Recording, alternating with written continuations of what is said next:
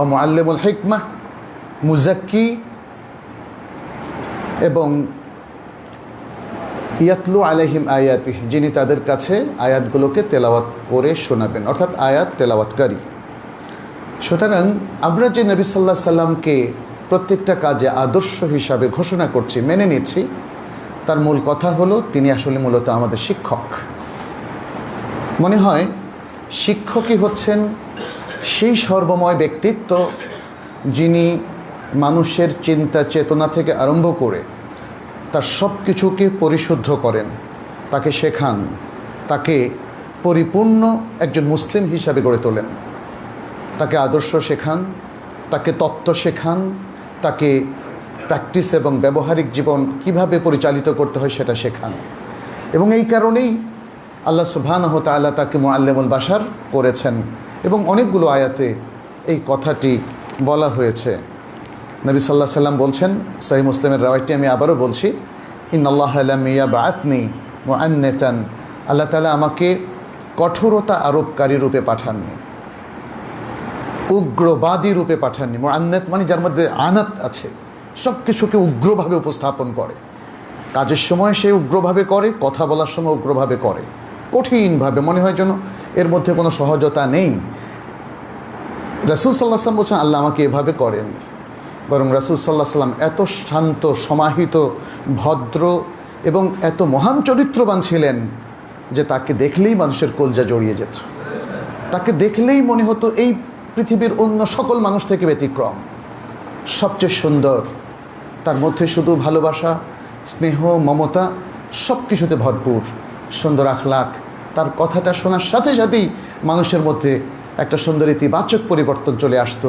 যারা ঘৃণা নিয়ে, বিদ্বেষ নিয়ে তার কাছে এসেছিলেন, তার দরবারে প্রবেশ করেছিলেন, তারা প্রত্যেকেই তার সাহচর্যে প্রভাবিত হয়ে কতজন যে ইসলাম গ্রহণ করলো, ইতিহাস তার সাক্ষী। এ হলো রাসূলুল্লাহ সাল্লাল্লাহু আলাইহি সাল্লাম। সেই জন্য তিনি বললেন, আল্লাহ তো আমাকে এরকম কঠোরতা আরোপকারী উগ্রবাদী রূপে প্রেরণ করেননি, ওয়ালা মুতাআন্নিতান ওয়ালাকিন বাআসানি মুআল্লিমান ও মুয়াসসিরান। এই অংশটার অর্থ আমরা আগে বলেছিলাম। আসলে এটা হচ্ছে সবচেয়ে সুন্দর পথ, সুন্দর পদ্ধতি, যার মাধ্যমে অন্ধকারকে দূরীভূত করা যায়, যার মাধ্যমে দুর্নীতিকে উচ্ছেদ করা যায়, যার মাধ্যমে অসৎ চরিত্র এবং অশ্লীলতাকে সম্পূর্ণরূপে মূলোৎপাটন করা যায়। এবং সাহাবায়ে কেরামের প্রজন্ম হচ্ছে এই উম্মার সবচেয়ে শ্রেষ্ঠ প্রজন্ম। কার হাতে তারা তৈরি হয়েছিলেন?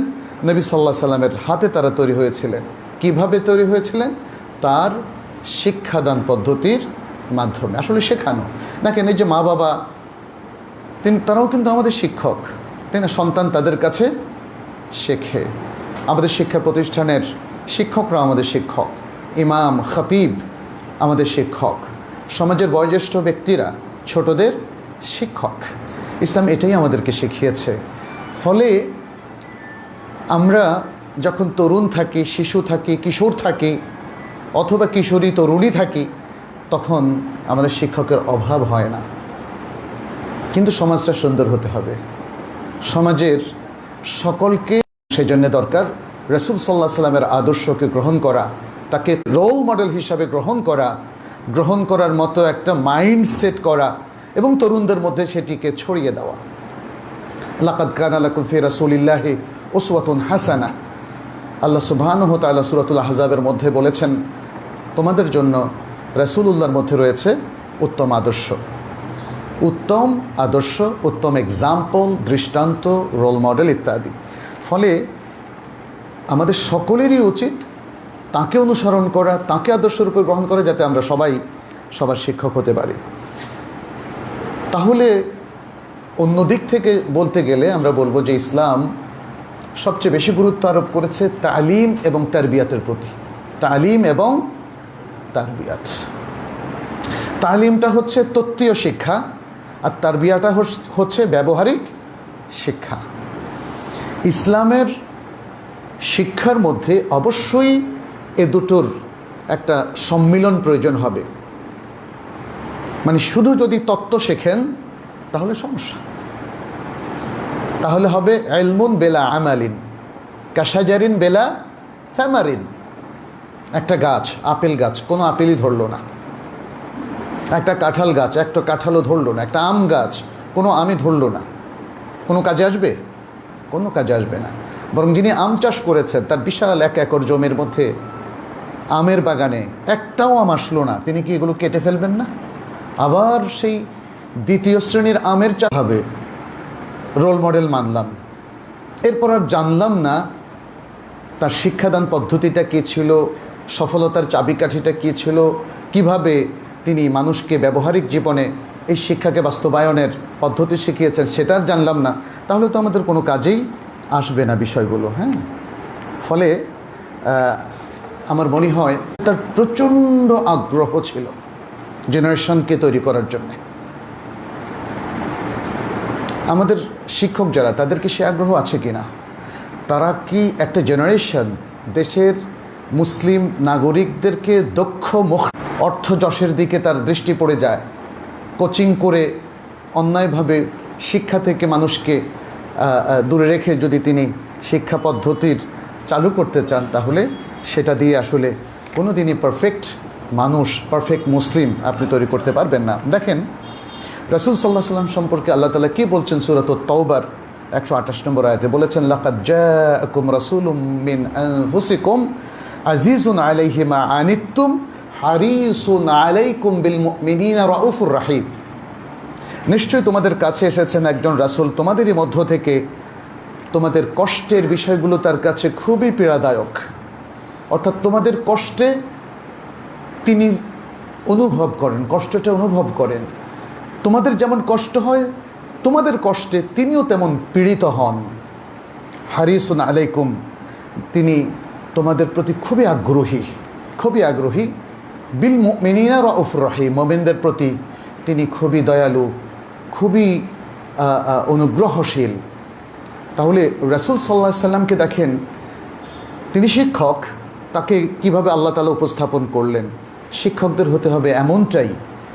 রাসূল সাল্লাল্লাহু আলাইহি সাল্লামের হিরস, আগ্রহ উম্মার তালিম তারবিয়াতের প্রতি এবং উম্মার সুন্দর ইমানদার হওয়ার প্রতি কতটা বেশি ছিল, এটা আপনি তায়েফে তার দোয়া থেকে বুঝতে পারেন। যখন মালাকুল জিবাল তার কাছে এসেছিল, যে অত্যাচারী জাতি যারা তাকে রক্তাক্ত করে দিয়েছিল সেদিন তায়েফের সে কঠিন দিনের কথা আপনারা জানেন, তাহলে মালাকুল জিবাল এসে বলেছেন, আপনি আল্লাহর প্রিয় মানুষ, প্রিয় বান্দা, আপনি যদি এদের বিরুদ্ধে এখন দোয়া করেন তাহলে আল্লাহ তাআলা পুরো জনপদটাকে উল্টে দিবে।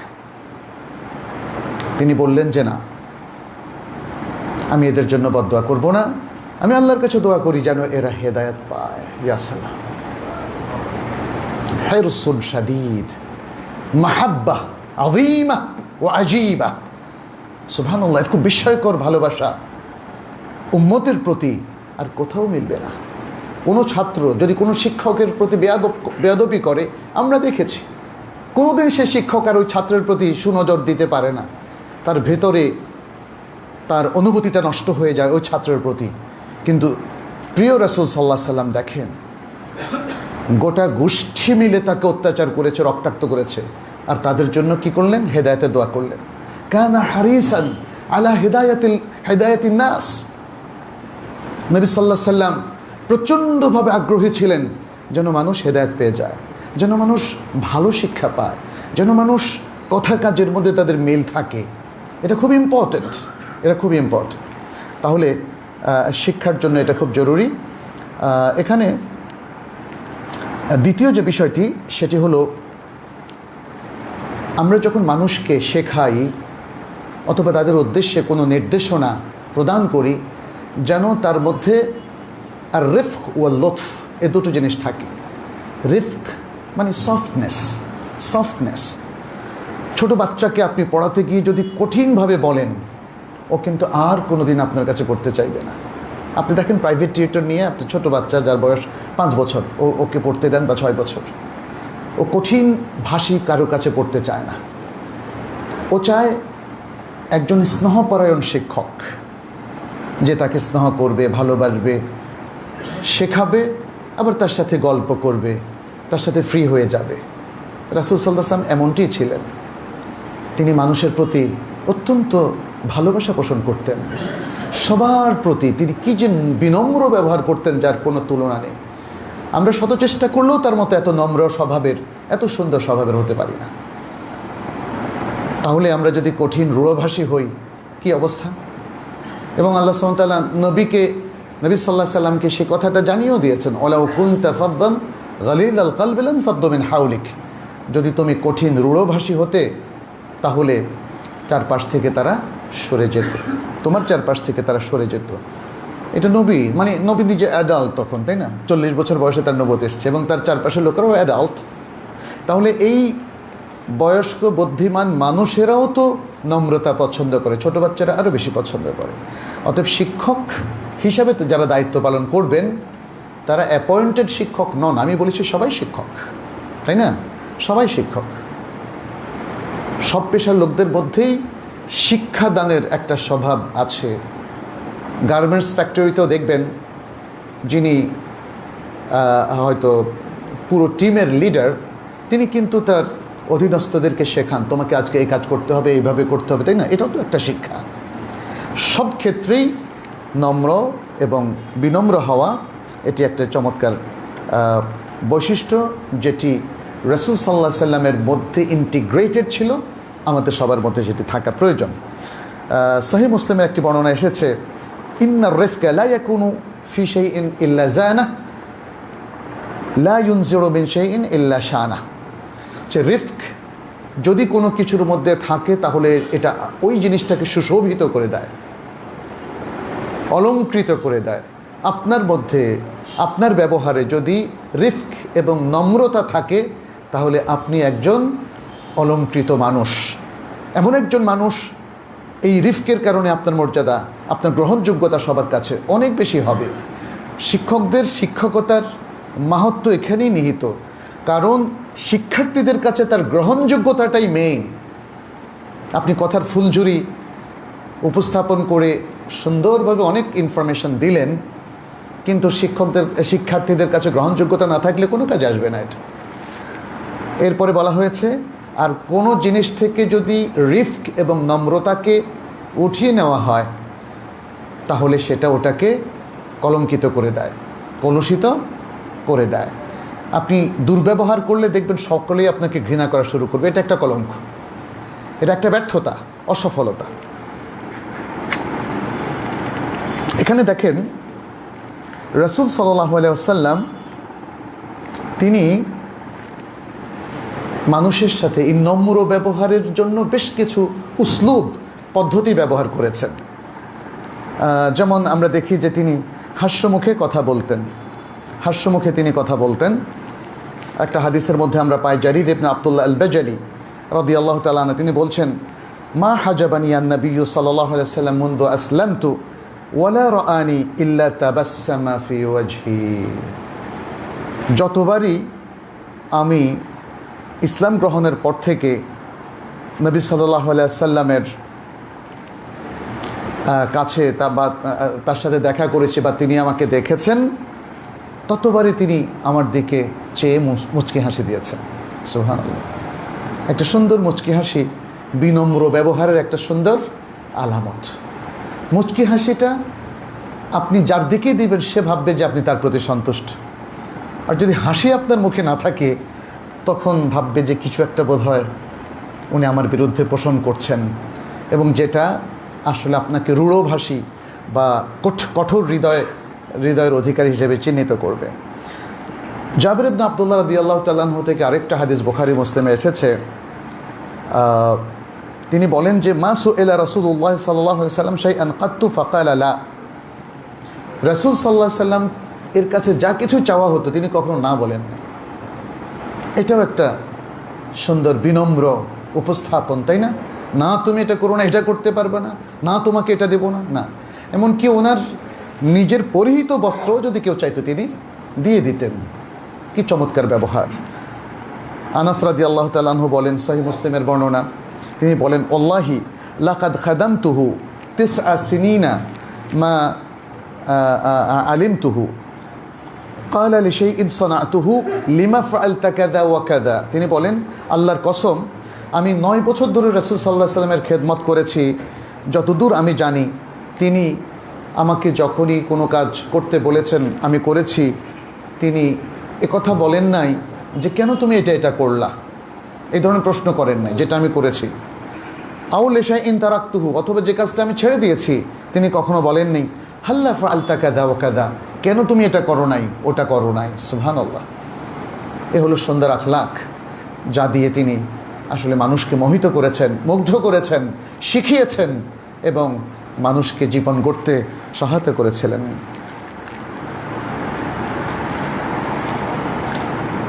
আচ্ছা, এখানে মুআবিয়া ইবনুল হাকাম রাদিয়াল্লাহু তাআলা আনহুর কাহিনী আপনাদের হয়তো অনেকেরই জানা আছে। সালাতের মধ্যে তিনি কথা বলতেছিলেন, এরপরে অন্য সাহাবারা তার প্রতি খুব রাগের দৃষ্টি হেনেছিলেন। তখন নবী সাল্লাল্লাহু আলাইহি সাল্লামের আমলটা, কথাটা তাকে কিভাবে প্রভাবিত করেছে সেটা তিনি এখানে তুলে ধরেছেন। বললেন যে আমি যখন সালাতের মধ্যে এভাবে কথা বললাম তখন লোকজন সালাতের মধ্যে আমার দিকে চোখ ঘোরানো শুরু করলো, মানে আমার দিকে দৃষ্টি দেওয়া শুরু করলো। কি যেন করে ফেললাম আমি ভয় পেয়ে গেলাম, কি করলাম আমি। হ্যাঁ, তারপরে তিনি বললেন যে মা লাকুম তানজুরুনা ইলাইয়া, আমার দিকে কেন তাকাচ্ছ তোমরা, কারণ সালাতের মধ্যে তো কথা বলা যায় না, কেন তাকাচ্ছ তোমরা।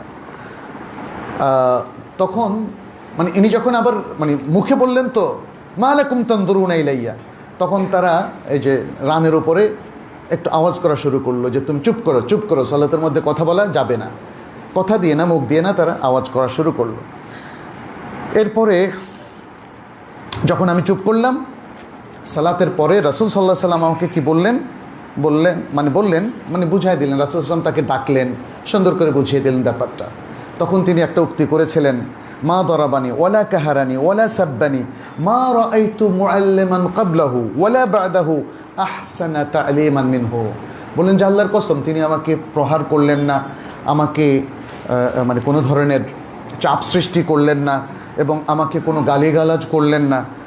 আমি এর পূর্বে এবং এর পরে তার চাইতে উত্তম কোনো মুআল্লিম, কোনো শিক্ষক আমি দেখি নাই।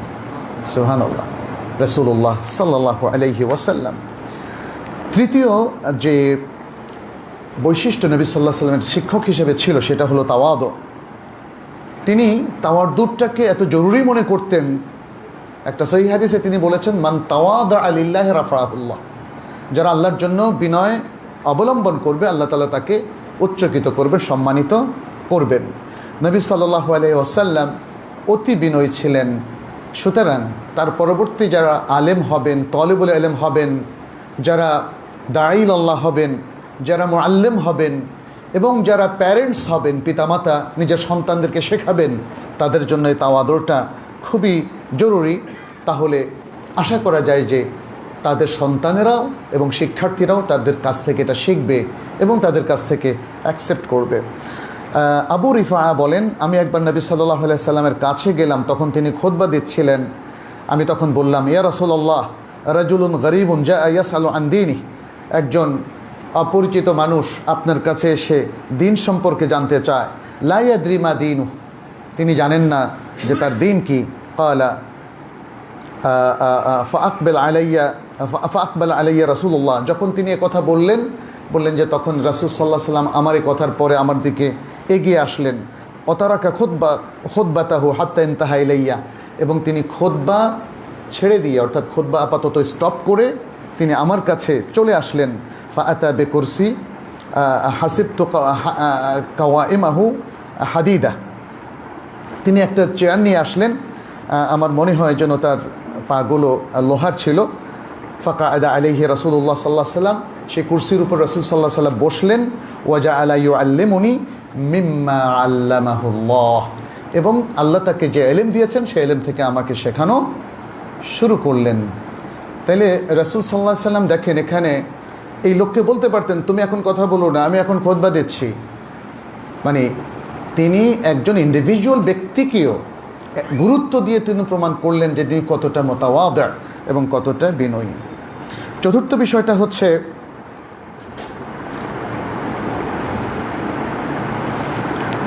যেই জিনিসটা সঠিক সেটা তুলে ধরা, ছাত্রদেরকে গোলকধাঁধার মধ্যে বা শিক্ষার্থীদের মধ্যে ফেলে রাখা যাবে না। তারা যেটা জানে না, আলোচনার পরে তাদের জাহালাতকে দূর করে কোনো জটিল বিষয়ের মধ্যে সঠিক বক্তব্যটা তাদের সামনে তুলে ধরা উচিত।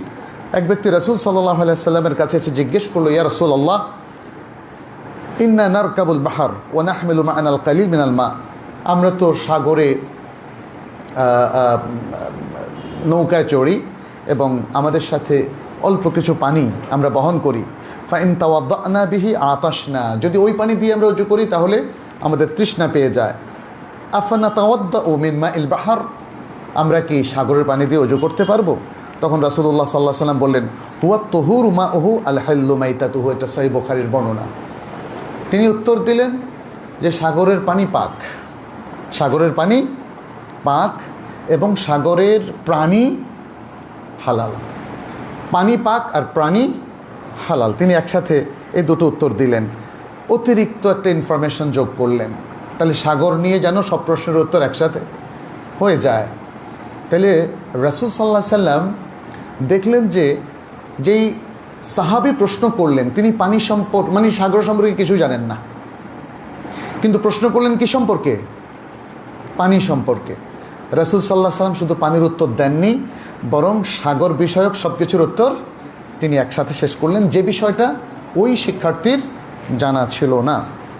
আচ্ছা, পঞ্চম যে বিষয়টা আমাদের খেয়াল করতে হবে, যেটা রাসূল সাল্লাল্লাহু আলাইহি সাল্লামের মধ্যেও আমরা দেখি, সেটি হচ্ছে তাড়াহুড়ো না করা। আপনাকে প্রশ্ন করা হলো, আপনি জানেন না, একটা আন্দাজ উত্তর দিয়ে দিলেন।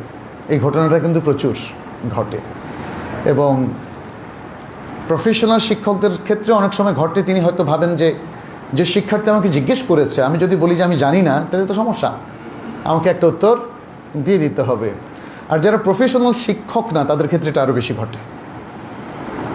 আপনি যেমন ধরেন, যদি আপনার শরীরের কোনো শেখায়ত সম্পর্কে জিজ্ঞেস করেন, তবে সবাইকে দেখবেন যে ডাক্তারের মতো কথা বলছে, একটা উত্তর দিয়ে দিচ্ছে, আপনি এটা খাবেন, ওটা খাবেন, ওটা খাবেন, এটা এই। তারপরে যেমন শরিয়ার কোনো বিষয় আমরা দেখেছি, আমাদের সামনেও যখন জিজ্ঞেস করা হয়, তখন দেখলাম যে সবাই উত্তর দেওয়ার জন্য উন্মুখ। মানে একজন জানাশোনা লোকের সামনেও দেখা যায় অন্য লোকেরা আগ বাড়িয়ে উত্তর দেয়। এটা ঠিক নয়। সবসময় খেয়াল করতে হবে, আমার যদি জানা না থাকে আন্দাজে কথা বলা যাবে না। আন্দাজে কথা এটা কোনো সঠিক তথ্য এবং ইনফরমেশন নয়, ফলে এটা আপনি শেখাতে যাবেন না। দ্বিতীয় হচ্ছে, আমাদের সামনে যদি জানাশোনা কোনো ব্যক্তি থাকে, তাহলে আমরা তার দিকে ইশারা করব যে তাকে জিজ্ঞেস করুন, অথবা তাকে রিকোয়েস্ট করব যে মোহতারাম, আপনি এই উত্তরটা দিলে ভালো হবে, তাই না? সুন্দর বিনয়ের সাথে, কি সুন্দর পরিবেশ। কারণ যিনি অধিক জানেন তার উপস্থিতিতে আপনি যদি দুর্বলভাবে প্রশ্নের উত্তরটা দেন, তাহলে তিনিও বিরক্তি বোধ করবেন, কারণ তিনি তো আবার উত্তর দিতে যাবেন না, কিন্তু বললেন যে লোকটার মধ্যে তো তেমন জ্ঞান নেই, তারপরও কীভাবে বিদঘুটেভাবে উত্তর দিচ্ছে, তাই না? তাহলে পুরো পরিবেশটাকে আপনি নষ্ট করে দিলেন। ফলে আমাদেরকে একটু একটু ধীরে স্থিরে মুতাসাব্বিত হয়ে, অর্থাৎ নিশ্চিত হয়ে আমাদেরকে উত্তরটা দিতে হবে। এবং এই প্রসঙ্গে আমরা দেখি সূরাতুল ইসরার মধ্যে আল্লাহ সুবহানাহু ওয়া তাআলা বলছেন, ওয়ালা তাকফু মা লাইসা লাকা বিহি ইলমুন, যে বিষয়ে তোমার নিশ্চিত জ্ঞান নেই সে বিষয়ের পেছনে তুমি ছোটো না, সেই বিষয়টা তুমি আন্দাজে বলো না। ইন্নাস সামআ ওয়াল বাসারা ওয়াল ফুআদা কুল্লু উলাইকা কানা আনহু মাসউলা, নিশ্চয়ই কান, চোখ এবং অন্তর এর সব কিছু সম্পর্কে জিজ্ঞাসাবাদ করা হবে। অতএব আন্দাজে কিছু বলা যাবে না, আন্দাজে কথা শোনাও যাবে না, এবং আন্দাজের কথাগুলোকে হৃদয় নেওয়াও যাবে না। আপনাকে আমাকে সম্পর্কে জিজ্ঞেস করা হবে। আমরা আসলে রাসূল সাল্লাল্লাহু আলাইহি ওয়াসাল্লামের শিক্ষক হিসাবে যদি তার গুণাবলীর কথা চিন্তা করি, তাহলে আরও অনেক সুন্দর অনেকগুলো বিশেষণ বের হয়ে আসবে, অনেক গুণ আমাদের সামনে আসবে।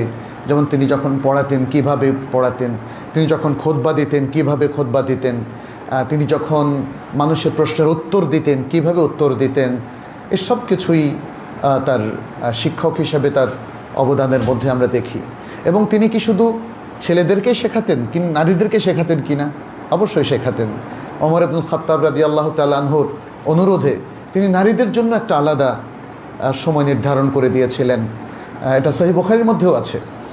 আর এছাড়াও তিনি দেখেন তার বলার ভঙ্গি এবং বিশেষ করে নারীদের সাথে তার ইন্টারাকশানটা, সেখানে যে আদব, সেখানে যে পর্দা, হিজাব, তাই না, এগুলো সবই আমাদের জন্য লক্ষণীয়। আজকের মুসলিম সমাজে শিক্ষার ক্ষেত্রে, মানে সেটা আমরা ফর্মাল শিক্ষা বলি, যেমন শিক্ষা প্রতিষ্ঠান, কলেজ, ইউনিভার্সিটি, বিশ্ববিদ্যালয়, এগুলো হলো ফর্মাল এডুকেশন সেন্টার। আর ইনফর্মাল এডুকেশন হচ্ছে যেটা আমরা মানে এই ফর্মাল এডুকেশনের বাইরে বাসায় হয়তো একটু আলোচনা করলাম, মসজিদে কোনো হালাকা হলো, অথবা কোনো দার্স হলো, এগুলো ইনফর্মাল। তো এই যে ফর্মাল এবং ইনফর্মাল শিক্ষার ক্ষেত্রে আমরা দেখি যে প্রচুর ইসলামিক নীতিমালার ভায়োলেশন। তাইলে রাসূলুল্লাহ সাল্লাল্লাহু আলাইহি সাল্লামকে আপনি আমি মুসলিম হিসাবে কি রোল মডেল গ্রহণ করলাম বলেন তো? আজকে আমাদের মেয়েদের শেখানোর জন্য উপযুক্ত শিক্ষা প্রতিষ্ঠান আমরা অ্যাভেলেবল পাচ্ছি কি? স্কুল, কলেজ, ইউনিভার্সিটি সমস্ত ক্ষেত্রে কো এডুকেশনের নামে চাপিয়ে দেওয়া হয়েছে আমাদের উপর একটা অশ্লীল শিক্ষা ব্যবস্থা, অশ্লীল পরিবেশ। এ থেকে আপনি কিভাবে পারফেক্ট মুসলিম বের করবেন? এবং শুধু তাই না, শিক্ষা পলিসির মধ্যে কি ঢোকানো হয়েছে এবং শিক্ষার যে কন্টেন্ট, সিলেবাস কি ঢোকানো হয়েছে সেখানে। তাহলে এই যে রবিউল আউয়াল মাস আসলেই রাসূলুল্লাহ সাল্লাল্লাহু আলাইহি ওয়াসাল্লামের সিরাত নিয়ে আলোচনা করছেন, এই সেই কত কথা, কি লাভ হলো? তাহলে কি এটা আমরা বলে নিব আপনি শুধু তত্ত্বটাই আউড়ে গেলেন, কিন্তু আমলের কোনো ধার আপনি ধারলেন না? এদেশের শিক্ষা ব্যবস্থা, আমি মেইন স্ট্রিমের শিক্ষা ব্যবস্থার কথা বলছি, এটা নিয়ে সবাই নীরব কেন? এটা কি অল্প কিছু লোক একটা রুমে বসে ঠিক করবে, নাকি এটা মুসলিম গণমানুষের চিন্তা চেতনা অনুযায়ী হবে বলেন তো? কিন্তু কি দুর্ভাগ্য আমাদের, আপনাদের মতো এত বিশাল সংখ্যক মুসলিম থাকার পরেও কেউ একটু শব্দটি করছেন না। যে কোনো ধরনের আদর্শ, বিজাতীয় আদর্শ, অশ্লীলতা এবং সমকামিতা, এ সব কিছু চাপিয়ে দেওয়া হবে আর জাতি মেনে নেবে, এটা খুব অদ্ভুত। তাহলে আপনার আমার ইমান নিয়ে কিন্তু প্রশ্ন আসবে। সত্যিকারের ইমান আমরা পোষণ করি কিনা, আল্লাহ যদি সে প্রশ্ন আপনাকে আমাকে জিজ্ঞেস করেন, কি জবাব দেবেন? আপনি যদি জবাব দেন, আল্লাহ আমি তো ওয়াজ মাহফিলে শুনেছি রাসূল সাল্লাল্লাহু আলাইহি সাল্লাম আমাদের রোল মডেল, সেটা মেনেও নিয়েছি, এরপরে তো আর কিছু করার মতো সাধ্য আমার ছিল না, এই জবাবটা কি স্যাটিসফ্যাক্টরি? এটা হতে পারে না, এটা হতে পারে না। আমরা ওয়াজ শোনার জন্য পৃথিবীতে আসি নাই, আমরা এলেম অর্জন করার জন্য এসেছি এবং সেই এলেমকে আমলে রূপান্তরিত করার জন্য আমরা এসেছি। সেজন্য কাজ করতে হবে। এটা সত্য যে আপনি শুধু ভয়েস রেজ করলেই সব হয়ে যাবে না,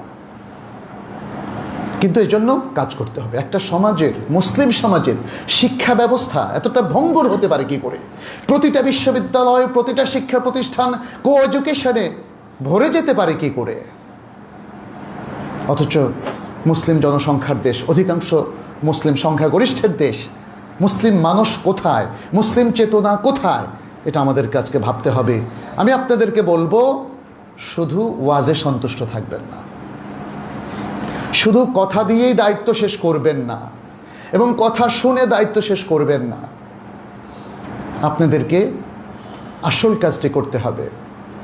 যারা এ ব্যাপারে দায়িত্বশীল, আমাদের বিভিন্ন মন্ত্রণালয় এবং বিশেষ করে শিক্ষা মন্ত্রণালয়, সকলে মিলেই তো সব কাজগুলো করছেন, তাদের প্রতি আমাদের পরামর্শ, সারা পৃথিবীর মানে মুসলিম মানুষের আপনারা প্রতিনিধিত্ব করুন, আমাদের মুসলিম মানুষের প্রতিনিধিত্ব করুন, কোরআন সুন্নাহর প্রতিনিধিত্ব করুন। এর মধ্যে কোনো লজ্জা নেই। লজ্জা হচ্ছে যদি আপনি অন্য আদর্শের, অন্য ধর্মের এবং অন্য চেতনার, অন্য মতবাদের জিনিসগুলোকে আমাদের মুসলিমদের উপর চাপিয়ে দেন, এটা হলো লজ্জার। আমাদের স্বাতন্ত্র্য তখন থাকে না, তখন নপুংসকে পরিণত হয়ে যাবে প্রত্যেক মানুষ। এটা আমাদের জন্য লজ্জার। এটা আমাদের জন্য লজ্জার। মুসলিম হিসাবে ইসলামী সভ্যতা, ইসলামী সংস্কৃতি, ইসলামী আকিদা, ইমান, আমল, ইবাদাত এবং হালাল হারাম ভিত্তিক মুআমালাত এবং সুন্দর আখলাক, এই সব কিছু আমাদের শিক্ষার মধ্যে থাকতে হবে, নতুবা ইসলামী চেতনা হারিয়ে যাবে এবং এমন একটা অদ্ভুত জাতি এই জায়গাটা তৈরি করে নেবে যারা যে কাদের প্রতিনিধিত্ব করছে তারা সেটা জানবে না। কারণ মনে রাখবেন, অন্য জাতিরা কোনো দিন তাদেরকে যদি আপনি হুবহু অনুসরণ করেন, আপনাকে তারা নিজেদের অন্তর্ভুক্ত করবে না। আপনারা মাইকেল মধুসূদনের কথা শুনেছেন, ইংরেজ কবি হতে চেয়েছিলেন কিন্তু ইংরেজরা তাকে নেয়নি, যদিও তিনি কবিতা অত্যন্ত উন্নত মানের লিখেছিলেন। আজকে আপনি আমেরিকান, ইউরোপিয়ানদেরকে অনুসরণ করবেন, আপনাকে তারা নেবে না। আপনি অন্য দেশের পৌত্তলিকদের অনুসরণ করবেন, তারা আপনাকে আপন করে নেবে না। আমাদের সবচেয়ে আপন কি আল্লাহ সুবহানাহু ওয়া তাআলা না? আমাদের সবচেয়ে বড় পরিচয় কি আমরা মুমিন মুসলিম না? বাস, এটাই আমাদের একমাত্র পরিচয়। আসুন সেভাবে আমরা আমাদের জীবনটাকে গড়ি এবং এই গড়ার জন্যই রাসূলুল্লাহ সাল্লাল্লাহু আলাইহি ওয়াসাল্লামকে আমাদের প্রয়োজন, তার আদর্শ অনুসরণ করা আমাদের প্রয়োজন। তিনি জীবিত থাকাকালে সাহাবাদের শিক্ষক ছিলেন, মৃত্যুর পরেও তিনি সমগ্র উম্মার শিক্ষক। শুধু তাই না, তিনি সমগ্র মানবতার শিক্ষক, কারণ তার শিক্ষা আজও তেমনি জলজান্ত রয়েছে আমাদের মধ্যে, যেমনটা সাহাবাগণ পেয়েছিলেন, কিছুই হারিয়ে যায়নি। আসুন তার শিক্ষাটাকে আমরা ধারণ করি এবং তার শিক্ষার মূল মন্ত্রটাকে আমরা আমাদের শিক্ষা পলিসির মধ্যে ছড়িয়ে দিই, আমাদের কন্টেন্টের মধ্যে, সিলেবাসের মধ্যে যেন সেটা থাকে। তাহলেই আমরা আশা করি দেশ সুন্দর হবে, সমাজ সুন্দর হবে এবং মানুষগুলো সুন্দর হবে ইনশাআল্লাহ। আল্লাহর কাছে তৌফিক।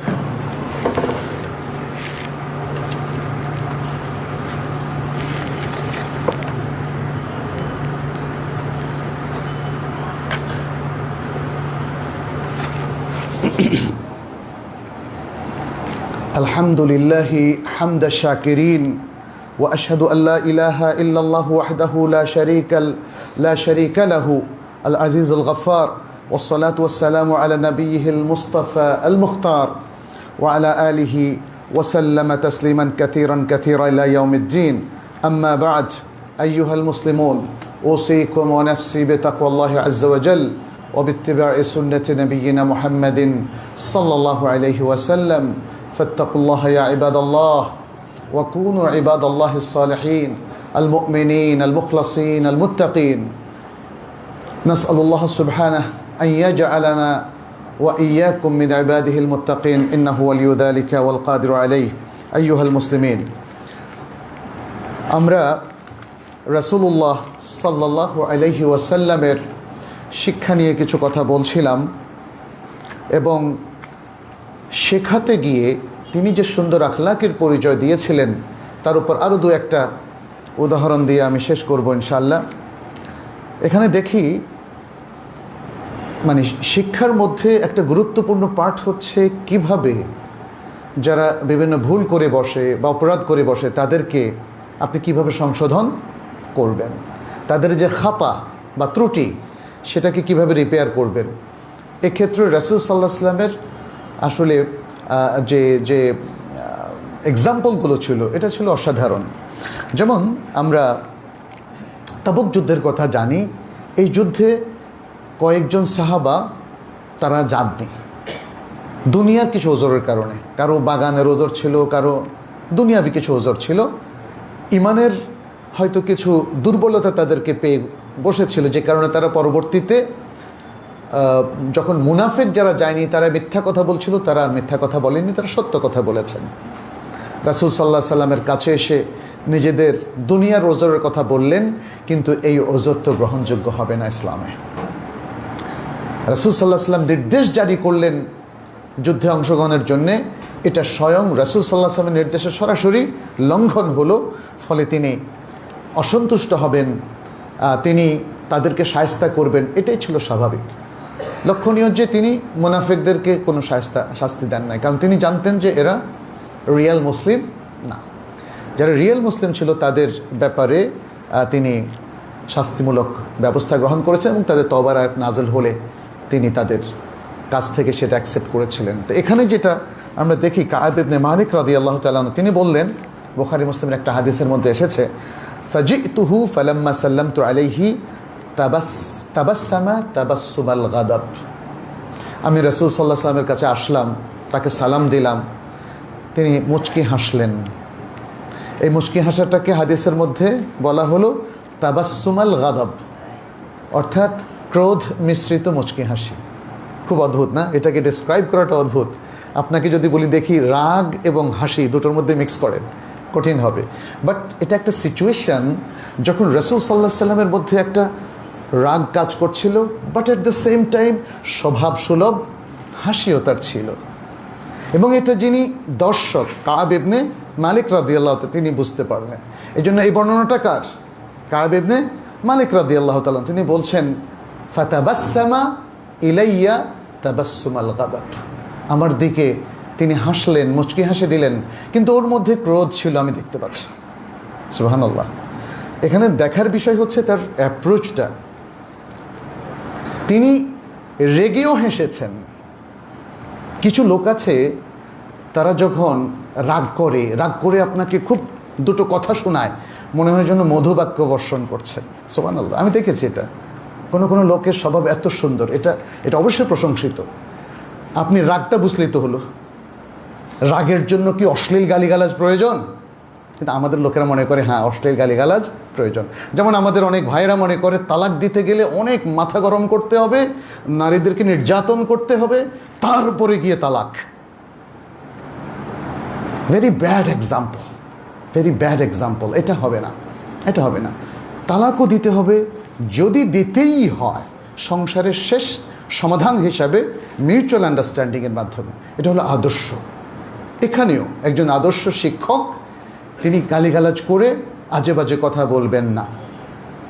তিনি শান্ত সমাহিত থেকে সুন্দরভাবে তার রাগটা প্রকাশ করবেন, যেটা এখানে আমরা রাসূল সাল্লাল্লাহু আলাইহি সাল্লামকে দেখি।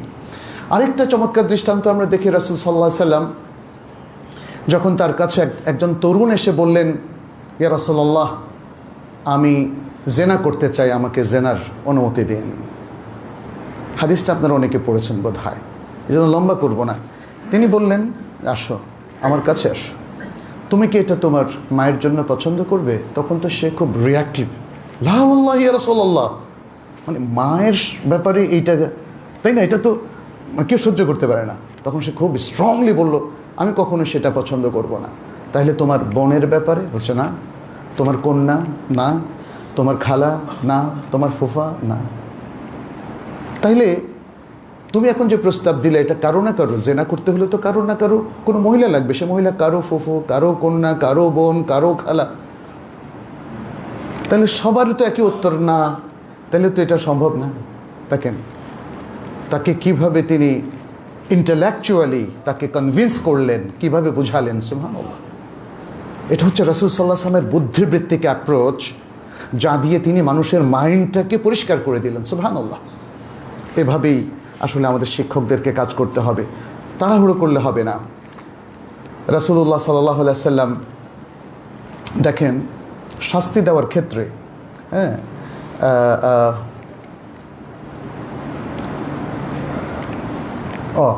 শাস্তি নয়, একটা উদাহরণ দিয়ে যদি আপনি বোঝাতে চান, সেটাও রাসূল সাল্লাল্লাহু আলাইহি ওয়াসাল্লাম শিক্ষা পদ্ধতির মধ্যে আছে। যেমন তিনি বললেন, রগিমা আনফুন থুম্মা রগিমা আনফুন, তার নাক ধূলি ধূসরিত হোক। এটা এক ধরনের বদদোয়ার মতো, তবে বদদোয়া ঠিক না, আরবি উসলুব, মানে কেউ একজন ক্ষতিগ্রস্ত আছে এটা বোঝানোর জন্যে। তখন রাসূল সাল্লাল্লাহু আলাইহি ওয়াসাল্লামকে প্রশ্ন করা হলো, মান ইয়া রাসূলুল্লাহ, কার ব্যাপারে ইয়া রাসূলুল্লাহ আপনি বলছেন যে তার নাক ধূলি ধূসরিত হোক বা তার খারাপ কিছু হোক? তিনি বললেন, মান আদরাকা আবাওয়াইহি ইনদাল কিবারি আহাদুহুমা আও কিলাইহিমা, মান আদরাকা আবাওয়াইহি ইনদাল কিবারি আহাদুহুমা আও কিলাইহিমা, যে ব্যক্তি বৃদ্ধ বয়সে তার বাবা মার একজন অথবা দুইজনকে পায়, ফালাম ইয়াদখুলিল জান্নাহ, এই পাওয়া দিয়ে সে জান্নাতে যেতে পারলো না, সে ধ্বংস হলো না? ধ্বংস হলো। কথাটা তিনি এভাবে উদাহরণ দিয়ে বুঝিয়েছেন। এরপরে আরেকটা সুন্দর এখানে এক্সাম্পল আছে, সেটা রাসূল সাল্লাল্লাহু আলাইহি ওয়াসাল্লাম কখনো কোনো কথা বারবার বলতেন, বলে যাতে মানুষ সেটাকে মুখস্থ করে নিতে পারে। আনাস রাদিয়াল্লাহু তাআলা বলছেন, কানা ইদা সাল্লামা সালাতান, তিনি যখন সালাম দিতেন রাসূল সাল্লাল্লাহু আলাইহি ওয়াসাল্লাম 3 বার সালাম দিতেন। ওয়াইদা তাকাল্লামা বিকালিমাতিন আ'আদাহা সালাতান, যখন তিনি কোনো কালিমা উচ্চারণ করতেন সেটাকে 3 বার উচ্চারণ করতেন। এটা বুখারীর বর্ণনা ইত্যাদি। এভাবে আরও অনেকগুলো সুন্দর সুন্দর বর্ণনা আছে। রাসূল সাল্লাল্লাহু আলাইহি ওয়াসাল্লামের শিক্ষা পদ্ধতিটা আমাদের জন্য ইফেক্টিভ, আমরা আরও পড়াশোনা করতে পারবো। এর উপর বাংলায়ও এখন অনেক বই আছে, আপনারা পড়াশোনা করবেন ইনশাআল্লাহ। আর একজন সফল শিক্ষকের বৈশিষ্ট্য, এটিও আমাদের তাইবা একাডেমির একটা ফ্রি কোর্স আছে, সেখানেও আপনারা অনেকগুলো এক্সাম্পল পাবেন, আপনারা সেই কোর্সটাও করে নিতে পারেন।